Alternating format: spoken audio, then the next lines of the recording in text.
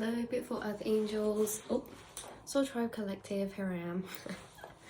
Welcome back to another message reading for you guys. We're in this reading, in this message, we're going to be asking, what are the conscious collective of beings being taught by the unconscious, in a way of what energies are the conscious collective you strengthening in the face of adversity of, like, the unconscious collective will try to weaken you in the areas that you start becoming stronger in, and you start becoming stronger and more confident in those areas, the more that we push against the opposite energy of. For example, authenticity is a big one that the conscious collective are growing strength in right now and a growing power in right now. Your own authenticity, your own truth, and standing strong in that, not caring about other people's opinions or perceptions of you, just being unapologetically you. How is that gaining strength and momentum? Because you are having unconscious energies find you that are trying to do the opposite, and as you push against those, you create more strength of. There's strength being created in authenticity of the conscious beings, because there's unconscious beings trying to shame and cast judgment and mockery upon the conscious being's authenticity. The more that people make you feel belittled for being your true self, or judged or weird or different for being your authentic self, the more you actually gain power for being your authentic self, because we learn to take our power away from those and into ourselves. It teaches us to stand stronger in our own self-conviction and validation. So that is one example of how the unconscious collective are helping to spiritually evolve the conscious collective right now. And they're just laying out the energies. You're the one doing all the work. You're the one who's deciding not to listen to these people, to distance yourself, cut yourself off from unconscious people. That is putting out an energetic frequency of authenticity, and that is putting out an energetic confirmation that regardless of what is being projected at you or shown to you, that you are still standing true in your light. Energies like shame, energies like mockery, energies like belittling, you do not fall for those illusions anymore. And that is because you have built so much strength in those areas. Okay, that's a big feat. So this is celebrating a cycle of that. This is celebrating that you cannot be touched by those energies anymore, because you've been put through an intense period of time, or intense amount of energy that has built this up in you. So this could have been people judging you or shaming you. This could be family members, friends. This is of the unconscious collective. They have helped us to stand in our authenticity, take our power back, and stand with conviction to be unapologetically ourselves. How do we do that? By understanding ourselves deeper and learning about ourselves deeper, so that we can feel assured in standing in our place and in our energy without feeling any shame about it. So let's pull a little card from this deck then. This is the guidebook to a deck. Interesting. What energies has the unconscious been actually feeding to build in the conscious by them trying to destroy it? You've been pushing back. The romantics. I allow romance to touch my heart every day. Interesting. Modes of behavior, beliefs, friends and family, and even places we have lived in for years can start to look strangely different when we see through the eyes of one in love. Many people become addicted to the intoxication of romance, feeling touched by great fortune and throwing caution to the winds. For them, romance comes in short, contrived bursts, rather than a sustained lifetime of affection that soulmates enjoy. It's impossible to know whether a romance is going to last, which makes it one of the most maddening and the most exciting experiences of our lives. It seems so vastly important, and it may very well be. If you have truly found your other half, the first blush of romance deepens and gets better in ways that you cannot even imagine. The reason romance feels so good is because it's very similar to being with your soulmate. The difference is that when you are with your soulmate, there is no doubt, which we can assure you is a heavenly way to live. Whoa, this is crazy that this is coming up, because I actually have a reading planned for the next reading that is a massive, important, impactful one, and it's actually skimming some of the topics of that. So it's weird that it's coming out. What have the unconscious taught the conscious? The unconscious have taught the conscious what love is. The unconscious have taught the conscious and showed them that love is not attachment, love is not possession, love is not fear-based, love does not create illusion, love does not create confusion or doubt. True love creates freedom. True love creates understanding. True love will make you feel seen for who your truth is, who you are. True love will make you feel valued. True love will not make you feel frantic. This is what the unconscious have been teaching the conscious. You know, the unconscious connections have been planted in the conscious people's lives so that they can start to differentiate the difference between what true love is and what illusion of attachment is. Because just as love is created by understanding, there's also a flip to love, which is the same but opposite. The darkness, unconscious energy, creates a synthesized version of love, which is attachment, possession, obsession, okay? Fear and control. Attachment is not love. It's a synthesized love that many people get confused. This is what the unconscious have taught you through your journey, what real love is. How someone that actually loves you will make you feel. They will not make you feel confused. They will not make you feel doubtful of your position or your value. They will make you feel seen and heard and understood, because understanding is the basis to growing love. Because we can only, and this is the thing, if you meet someone that you see yourself in, yourself, which is a conscious energy, we can connect to unconscious people's higher self and see the self in them that they don't embody. That self that we see in people who are unconscious, or that self that we see in people who are conscious, is how we understand them.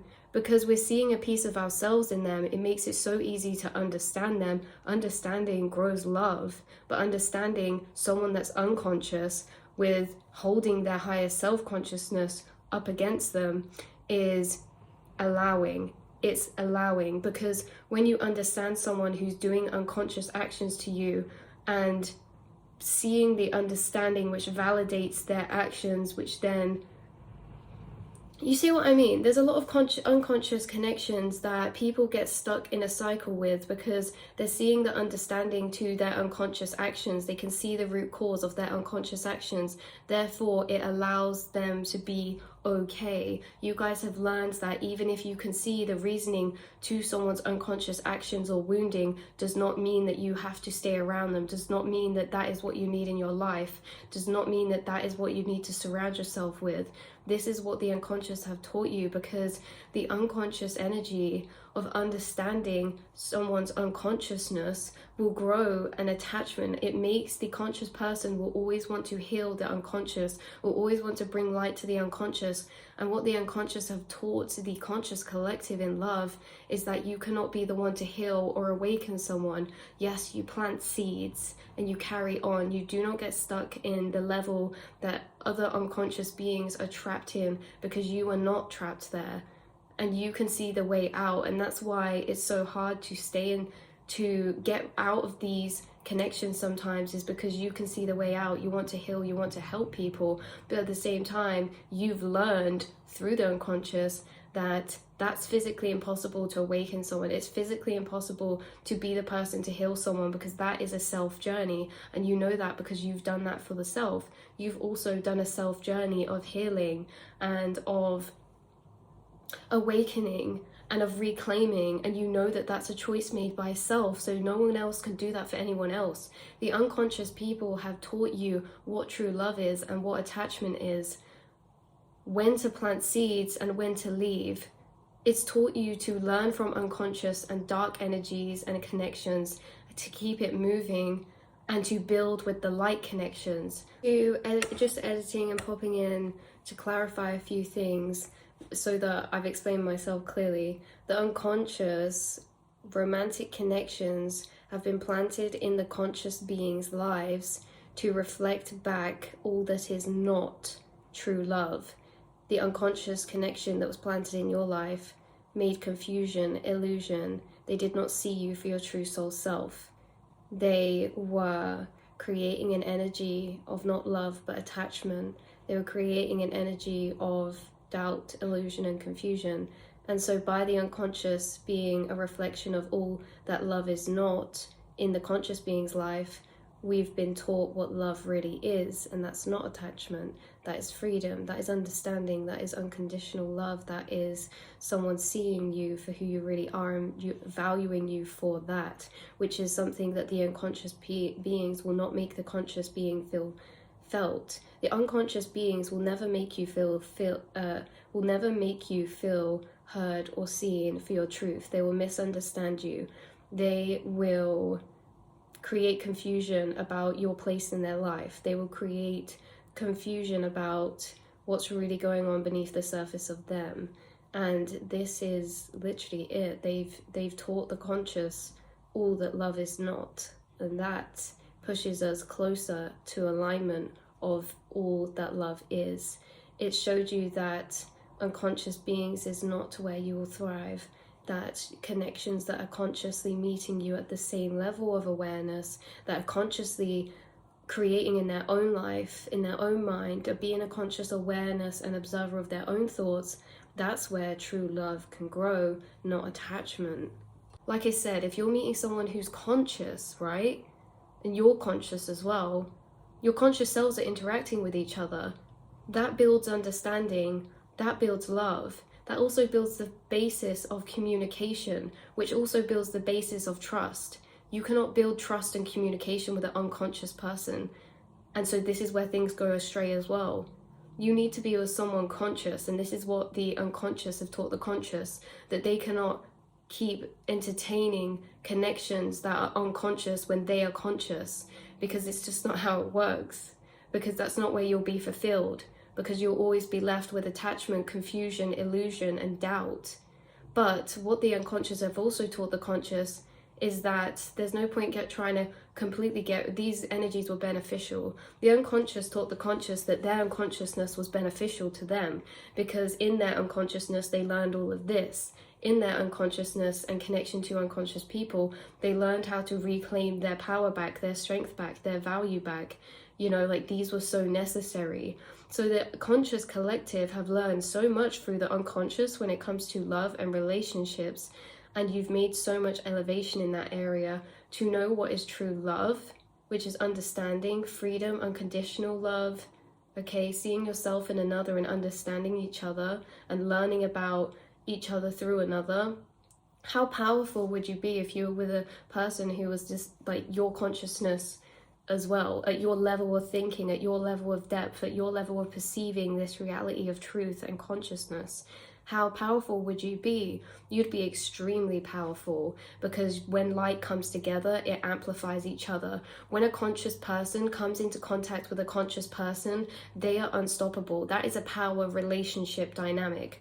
When a conscious person joins an unconscious person, while the conscious person is trying to ascend and build their light, the unconscious is always going to try and take them 2 steps back, is always going to try and hold them down, is always going to bring them back down to their frequencies of operating that they're existing in. How powerful would it be when 2 conscious people come together, rather than the fighting of the opposite, right? The push and pull of the opposite is still just as necessary. You guys have experienced this push and pull of unconscious and conscious energies.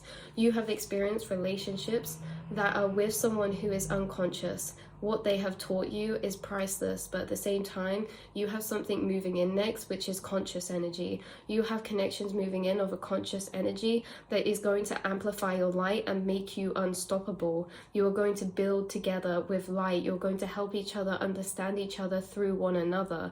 You are going to gas each other up, hype each other up. You're both on a mission of internal growth. You're both on a mission of ascending. You're both on a mission of stepping out your comfort zone, breaking out the matrix, and bringing awareness to the infinite potential you have to co-create your reality. So once two co-creators meet up, their creating is going to be very, very powerful, you know?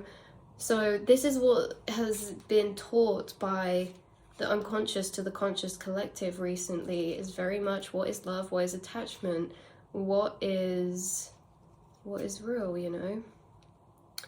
So once you go through a cycle of darker energy, like night and day, it's night then day, night then day. Once you've broken these cycles, because the unconscious connections brought cycles for you to break, and until those cycles were broken, these would be repeated in person after person after person. These cycles were taking your energy back from them, taking your power back from them, focusing on the self, not focusing on them. This is like so much that we couldn't even put into one video. But all of these cycles that you've broken when it comes to this unconscious connection, or this conscious unconscious person, this false twin flame, right? You're actually going to be met with the day next time, which is a conscious connection. And you guys, this isn't maybe for everyone, because some of you are already in divine union with another conscious creator. Some of you are just breaking a cycle to remove an unconscious connection from your life that maybe you were entertaining and feeding energy into, that was draining your light. Now, all that light you were feeding into this unconscious connection is being placed on yourself. Watch yourself elevate. Watch yourself evolve. Watch yourself become the star in the sky. Watch yourself absolutely shift frequencies, dimensions, and timelines like that. Like, this is powerful. Okay, so that's where I'm going to leave this reading. Love you all so much. Mwah.